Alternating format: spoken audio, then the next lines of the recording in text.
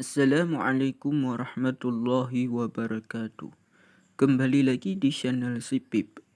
Sebelum kita lanjut, jangan lupa untuk subscribe, like dan komen. Di video kali ini kita akan membahas tentang asbabul nuzul Quran surat Al-Baqarah ayat 11 hingga 15.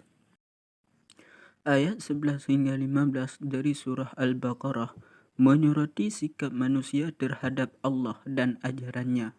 Asbab al-nuzul iaitu sebab turunnya ayat.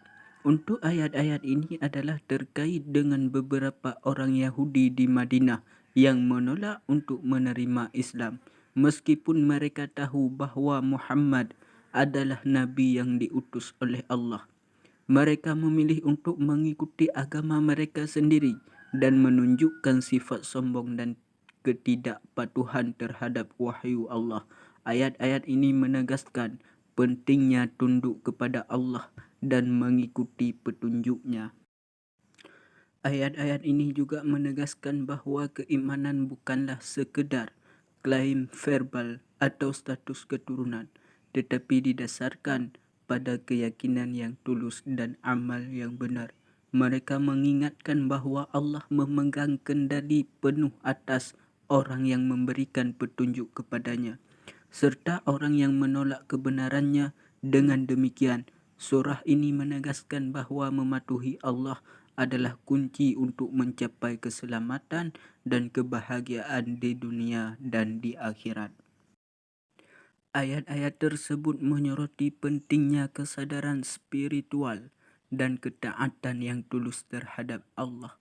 Mereka menggambarkan bahawa keimanan sejati melibatkan lebih dari sekadar mengikuti tradisi atau mengklaim kebenaran tanpa bertindak sesuai dengan nilai-nilai yang diamanatkan oleh Allah. Sikap sombong dan penolakan tersebut petunjuk Allah merupakan jalan menuju kebinasaan, sementara kesediaan untuk tunduk dan mengikuti petunjuknya adalah kunci untuk mendapatkan keberkahan dan keselamatan. Ayat-ayat ini juga menegaskan bahawa kebenaran tidak dapat dipaksakan kepada seseorang. Meskipun Allah memiliki kekuasaan mutlak untuk memberikan petunjuk kepada siapapun yang Dia kehendaki, Dia juga memberikan kebebasan kepada manusia untuk memilih jalan hidup mereka. Ini menunjukkan bahawa keadilan Allah mencakup memberikan kesempatan kepada setiap individu untuk memilih dan bertanggungjawab atas pilihannya. Dengan demikian, surah Al-Baqarah ayat 11 hingga 15 mengingatkan kita akan pentingnya sikap hati yang tulus dan ketaatan yang tulus terhadap Allah dalam mencari kebenaran dan mengikuti petunjuknya.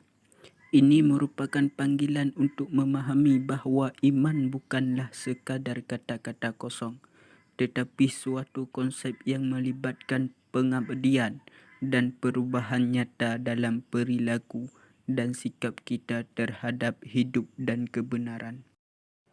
Ayat-ayat ini juga menggarisbawahi pentingnya introspeksi diri dan refleksi atas tindakan kita.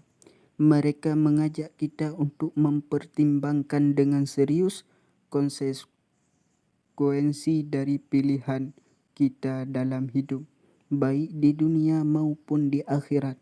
Sikap sombong dan ketidakpatuhan terhadap Allah tidak hanya mengarah pada kebinasaan spiritual, tetapi juga menciptakan ketidakharmonisan dalam masyarakat dan hubungan antar manusia. Dengan merenungkan asbab al-nuzul dari ayat-ayat ini, kita juga dapat memahami konteks historis yang memicu turunnya wahyu tersebut. Kehadiran komunitas Yahudi di Madinah pada saat itu memberikan tantangan bagi umat Islam yang baru saja berkembang. Ayat-ayat ini menggambarkan respon Allah terhadap sikap menolak mereka terhadap ajarannya dan keengganan mereka untuk menerima Muhammad sebagai Nabi. Pemahaman akan asbab al-nuzul ini juga membantu kita mengaitkan pesan-pesan Al-Quran dengan situasi dan tantangan yang dihadapi umat manusia pada masa lalu maupun saat ini. Ini menunjukkan betapa relevannya ajaran Islam dalam menawarkan panduan moral dan spiritual untuk setiap zaman dan tempat.